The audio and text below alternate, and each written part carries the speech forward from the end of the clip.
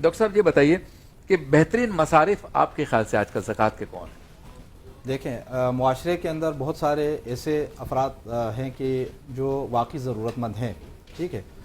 لیکن وہ ہاتھ نہیں پھیلاتے، ٹھیک ہے، سوال نہیں کرتے.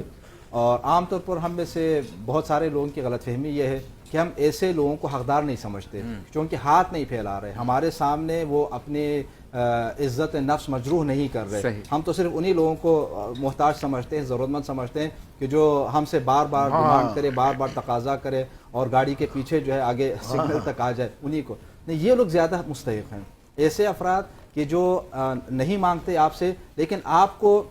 ان کو جانتے ہیں رشتہ داری کی بنیاد پر، آپ ان کو جانتے ہیں پڑوسی ہونے کی بنیاد پر، آپ ان کو جانتے ہیں دوست ہونے کی بنیاد پر، اور آپ کو یہ معلوم ہے کہ وہ کئی مہینوں کا مثلا کئی مہینوں سے ان کو سیلری نہیں ملی، کئی مہینوں سے ان کا کاروبار نہیں چل رہا، ان کے کاروبار کے اندر مندی چل رہی ہے، ٹھیک ہے. تو ایسے لوگ جو ہے وہ مستحق ہیں. زکوٰۃ کے مستحقین میں بھی یہ لوگ شامل ہیں. زکوٰۃ کے اندر جو فقیر کہا گیا نا، فقر کے اس تعریف کے اندر یہ لوگ آتے ہیں. اور یہاں پر یہ بھی بیان کیا گیا کہ جب آپ ان کو دے دیں تو بتانا ضروری بھی نہیں ہے کہ آپ ان کو زکوٰۃ کے پیسے دے رہے ہیں، تاکہ ان کی عزت نفس مجروح نہ ہو جائے. یہ ہاتھ بھی اسی لیے نہیں پھیلاتے چونکہ یہ اپنی عزت کو بچانا چاہ رہے ہیں. تو ایسے لوگ زیادہ مستحق ہیں. اور یہاں پر ایک بعض علماء یہ بیان فرماتے ہیں کہ آپ یہ نہ دیکھیں کہ ان کے پاس گھر ہے،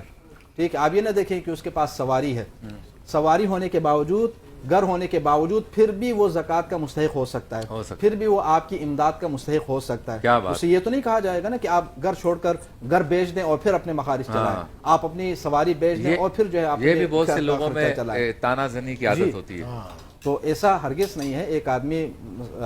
مالک مکان ہے، اپنا گھر رکھتا ہے، ایک آدمی اپنی سواری رکھتا ہے، لیکن اس کے باوجود جہاں پر وہ کام کر رہا ہے وہاں کئی مہینے سے مثلا اس کو کوئی پیسے نہیں ملے، تو آپ کو معلوم ہے کہ وہ مستحق ہے، ٹھیک ہے، اس کی امداد جو ہے وہ کی جانی چاہیے. تو ایسے لوگ کہ جو نہیں مانگتے، جو آپ کے سامنے ہاتھ نہیں پھیلاتے، خاص طور پر ایک بار پھر عرض کر لیتے، خاص طور پر رشتہ داروں میں، قریبی افراد میں انسان دیکھیں کہ وہ